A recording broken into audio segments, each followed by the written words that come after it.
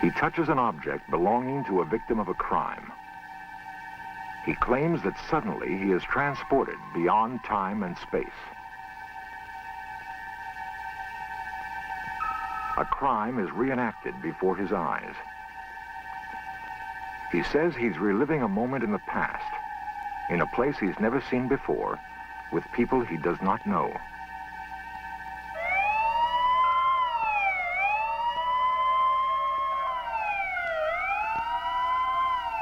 It has been a trance, but when it ends, psychic Peter Hurkos seems to have hard information. The name of the killer, the manner in which the victim died, and the time of death. 1, 2, 3. There were actually 3 people involved. 3 people. He calls himself a psychic detective. Can ESP be used to fight crime and locate missing persons? In Search Of explores the potential of the psychic detective.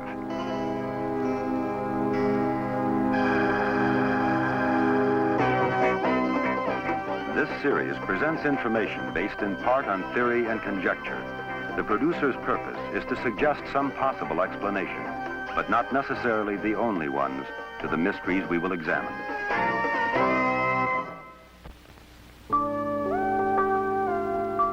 Chief Detective Robert Lowry has been with the Florissant Police Department in St. Louis for 23 years. For Lowry and detectives like him, the routine of casework follows the long-established techniques of following leads, gathering evidence, and questioning witnesses.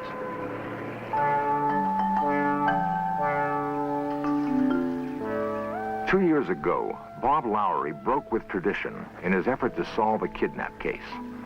The manager of a local store was reported missing, and after 3 weeks of investigation, Lowry could find no reason for his disappearance and no clues to his whereabouts. He was persuaded to try a new and strikingly unconventional investigative tool. We conducted a very extensive investigation. We exhausted all leads, and it was brought to my attention by a member of the television news media that we could possibly call in a psychic. My reaction to it at first, of course, is that I'm a police officer, and police officers deal with fact, and I wasn't too receptive to this idea. But I agreed to it after the family members indicated their desire. The results were remarkable. The psychic accurately pinpointed the location of the victim and led the police to the site. This information, relayed by psychic means, enabled the police to solve the case.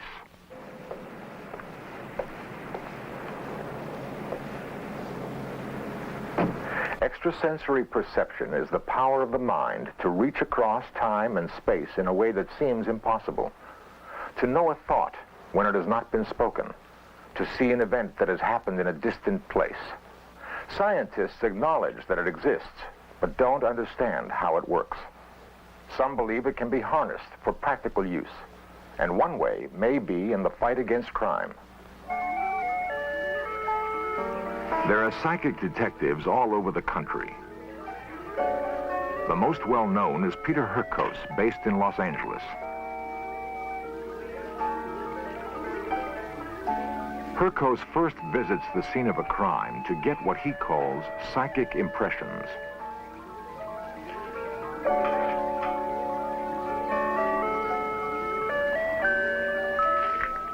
He handles personal possessions in an attempt to identify with the victim. Pictures of the crime take shape in his mind.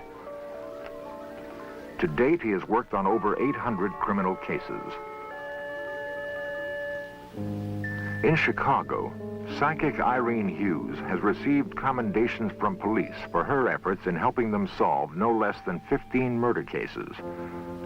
In St. Louis, Bevy Yeagers is earning a reputation as a psychic detective. Okay, we're going to be working on the Franzak case again tonight, and there are a couple of you here who haven't really done too much on this. I'm going to try to fill you in just a little bit. We have gotten into this case May the 25th, I think, is the day that we were called in on it, and we were working on it. Bevy is a housewife and mother of 6. Her attitude about ESP is unique in that she believes everybody has the potential for it. The astrology department seems to feel that there was a plot involving... 6 years ago, she founded a psychic rescue squad for the purpose of locating missing persons. Members of the squad hold down normal 9-to-5 jobs and meet in the evenings for casework. They have proved themselves so effective that they have qualified as licensed private detectives. Gotten a chance to work on it yet. A private detective agency is in itself kind of mysterious to the public, I suppose, and a private detective agency composed of psychics would be doubly so or more. We've had quite a job to do, as a matter of fact, in getting people to understand that we're not a bunch of mysterious kooks running around in robes calling down forces from the planet Mars to solve cases. At this particular time, there are about 18 of us in the metropolitan St. Louis area, and there are approximately 25 more around the country that have been trained by me. Because I have a picture of us. Each member of the squad brings his own specialty to the art of solving crime. People like Phyllis Deggendorf, a graduate student of nearby George Washington University. She claims that by meditating, she can relive the moment of the crime. I tune in very quickly to pain. I start getting feelings whenever I'm holding an object. Then it will develop into mental pictures. I still don't pick up death. Lillian, does the chart say death to you? It says death. Well, I just don't. Betty, did they ever find out what cult or what semi-religious Indian group was associated with this case? Judith Krause uses a technique called psychometry. Okay, I started it, son. It's your turn. A housewife and mother, she claims that by holding an object belonging to the victim, she can identify with his experience. I learned to note down all my feelings that I get when I am holding something that belonged to a victim, because a lot of times those will be a clue. They feel it may be even... Judith and her husband Bob have been members of the squad for 2 years. this kind of thing. The National Star is looking into that, and they're going to let us know, yes. Bob Krause feels his unique skill is the ability to pinpoint the location of a crime. Bob is a music teacher at a local high school.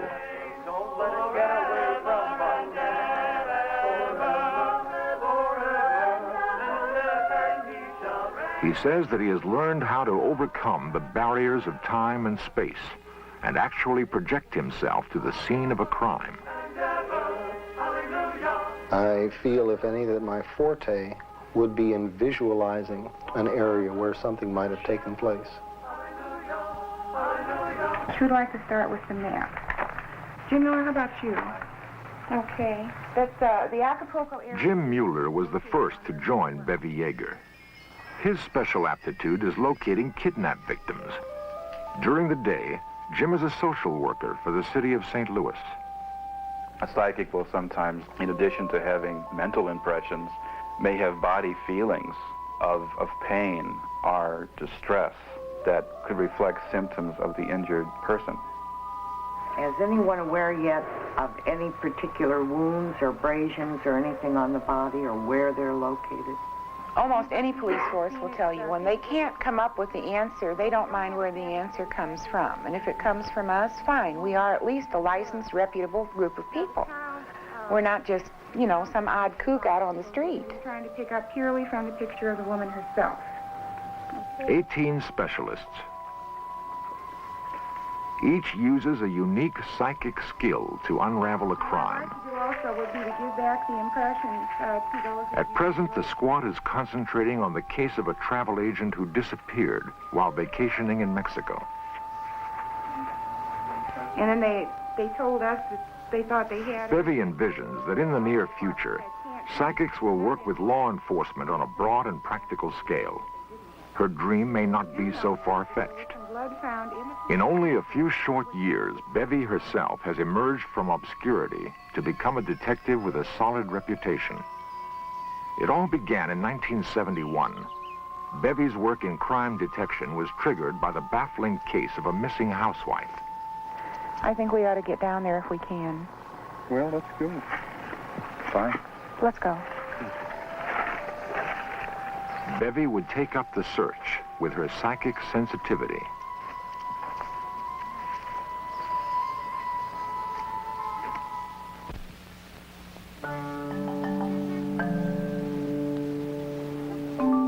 In 1971, the St. Louis police were baffled by the case of a missing woman named Sally Lucas.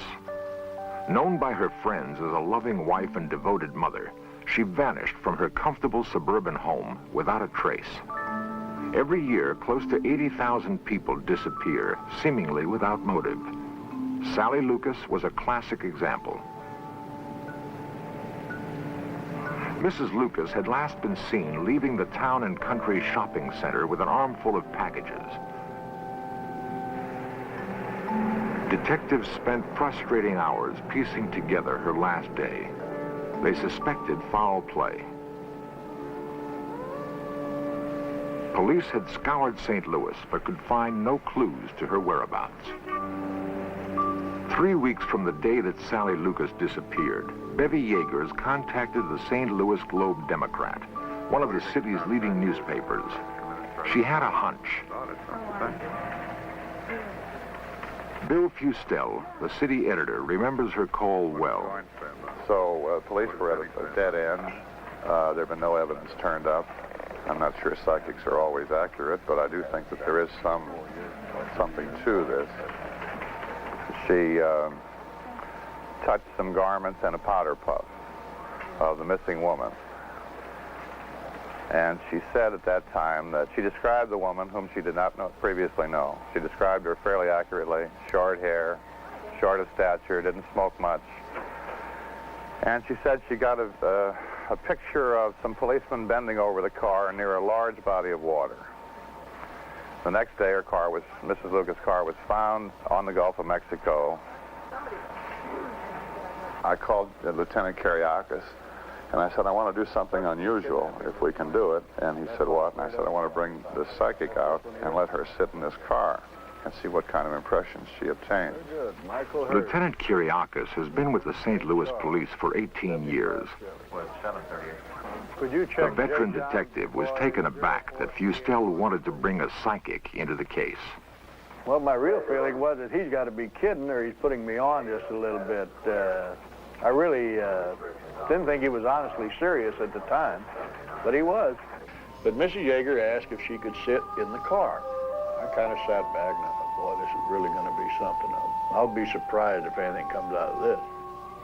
Psychics claim to be able to receive vivid impressions through the sense of touch. Sitting behind the wheel of the Lucas car, as Bevy demonstrated for us, a whole series of visual images flooded through her mind. She appeared to be lost in a deep trance. She sat in the car with a pad and a pen for about 10 minutes, and she wrote down many things on that paper. And at one point, about 6 minutes into the time she was in the car, she got a terrible look of agony on her face, of pain. She began to sweat very heavily. The car gave off strong psychic vibrations. At first, the disconnected pictures that Bevy said flashed through her mind made no sense at all. My notes were full of letter C's and things like that. Horses' heads. There was also a small bridge, not a large bridge. And there were some pillar-type mailboxes, the kind you find out in the country.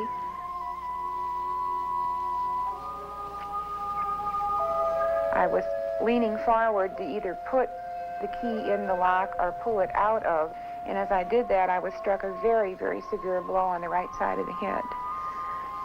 When I was out of the car, they handed me her car keys, and at that time, it broke me up completely. I couldn't go on with it at all, because I then realized from holding her keys that she had not been dead when she was taken out of the car and flung into the ditch. She was still alive. I think one of her first comments was that she felt an intense pain to the right side of her head. And then the other impression was water and a bridge and an airport. And then one of the last impressions was that of a horse, or something to do with a horse. The clarity of Bevy's vision compelled her to personally take up the search. She reasoned that the best place to begin was the locale that most closely matched her psychic impressions.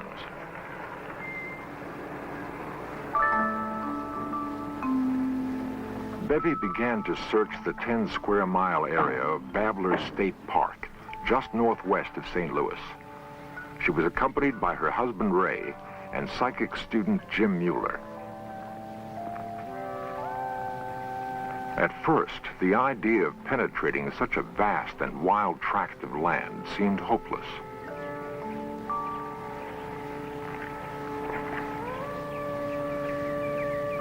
Hey, Ray. Hey, Jim, come here a minute. I feel some kind of pull out in that direction. Not right here, but like what's down there. Can we get there from here? Yes, roundabout, but we can get there. Well, okay. Well, I think that's right. Let's go. Yeah, let's go. An inexplicable force inside Bevy's body seemed to pull her in a definite direction.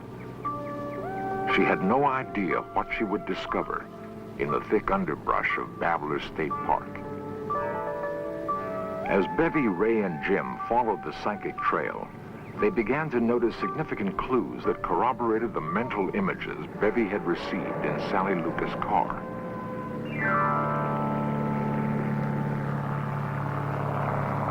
A small airport called the Spirit of St. Louis was less than 2 miles away.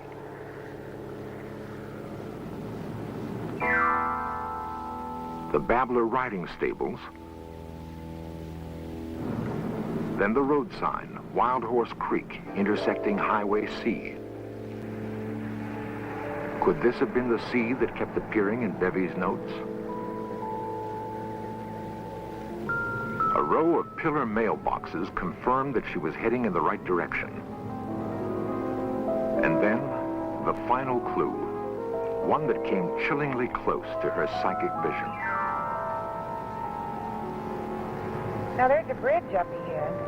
Maybe that's the place we ought to stop. But the creek looks like it's crossing the road. Just pull on past the bridge. Maybe we ought to look this place over here. My notes were full of letter C's and things like that. Horses' heads. There was also a small bridge. And there were some pillar-type mailboxes, the kind you find out in the country.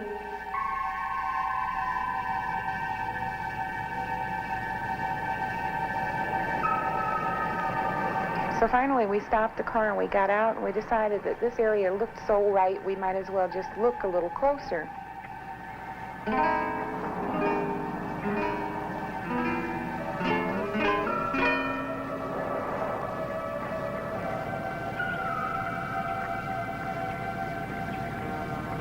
The terrain just looked right. It felt right.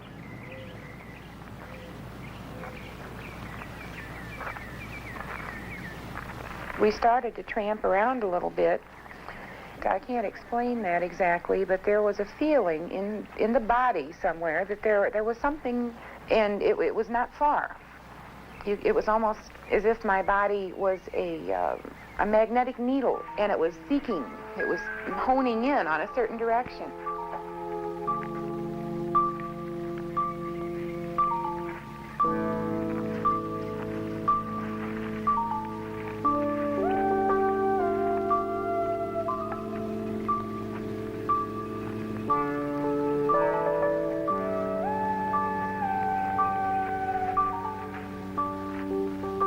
The date was September 4th, 1971.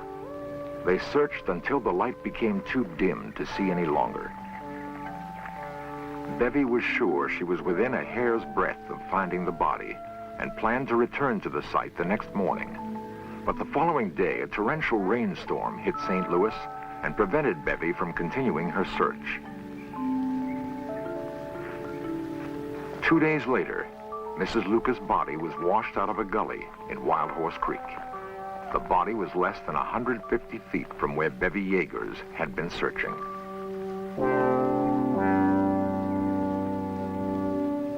Well, it was about a day or two after we had found the body and had processed the scene and everything like that. And it came to me right then. I said, my God, everything she told us on that day in the car before we found Mrs. Lucas came true. The horse, which was Wild Horse Creek Road, the airport, which was close by, the water, and the bridge. And also, on the right side of her head, the skull was crushed. And these were not things she could have known anyway.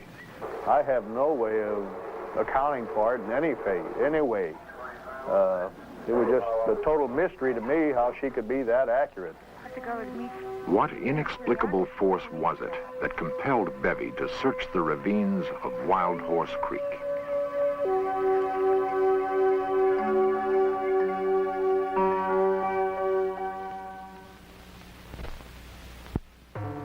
Sandy Franzak is an American girl from our city who was with a group of travel agents going down to Acapulco. Bevy and the Psychic Rescue Squad are continuing their casework on a national level. They feel they are moving closer to solving the case of the missing travel agent. Yes, in their search of the beach that they feel is Sandy's, but it hasn't been 100% identified by her roommate as having been what she had on when she left. It is not inconceivable that the role of the psychic detective could have major consequences for law enforcement in the United States. If the technique of using ESP to pinpoint crime and ferret out criminals can be developed on a broad and practical scale, it may become a deterrent to anyone contemplating a criminal act. This, it seems, may not be beyond the power of the mind.